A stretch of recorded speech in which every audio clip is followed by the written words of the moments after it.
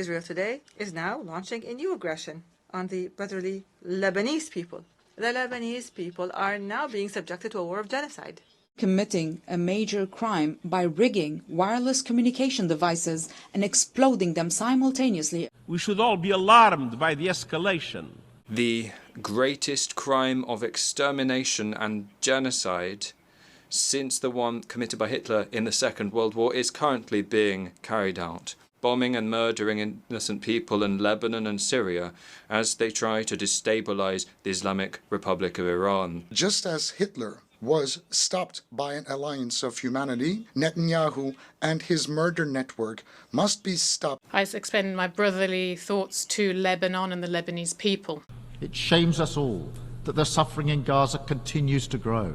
Drawing Lebanon into the spiral is irresponsible, absolutely irresponsible. A world that is driven by revenge is a world that is less safe. The right to defense has become the right to vengeance.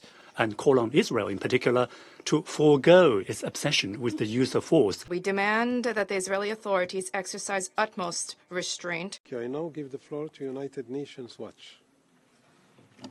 Mr. President, today I come before the United Nations to address a stark reality. Our moral compass is faltering. The West, once a bastion of justice, now hesitates when good triumphs over evil.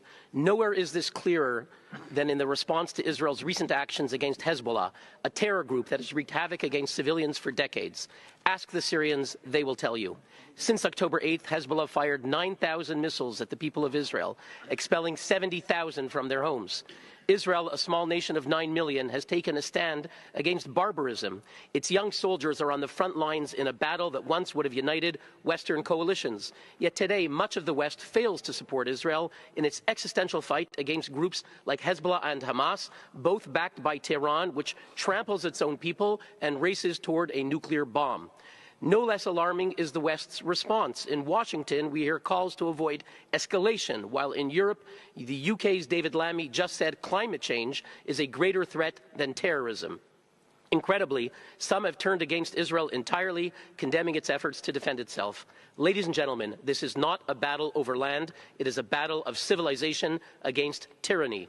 Hezbollah, armed with 150,000 missiles aimed at civilians, must be stopped. To criminalize Israel's right to self-defense while ignoring the atrocities of its enemies is a grave injustice. We must stand with Israel. We must stand for democracy, for the rule of law, and for the right of every nation to protect its people against terror.